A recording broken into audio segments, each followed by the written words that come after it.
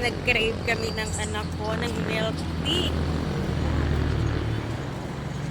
So, ngayon, lumabas kami para mag-milk tea kasi nga nag-crave kami mag-ina. So, pupuntahan namin ngayon yung tindahan ng milk tea kung saan bagong bukas lang siya.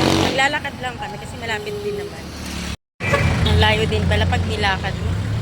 Nakasimangot na yung anak ko at ang layo daw. Kaya lang malapit lang pag nilakad mo. Simangot! So, ayan, malapit na nga kami. Ilang ano na lang. Ayan, malapit.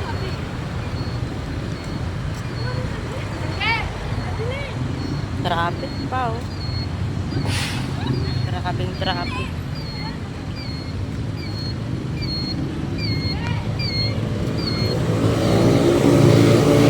Dito na nga kami sa bilihan ng milk tea. Yan, milk tea. Yan, bibili na kami.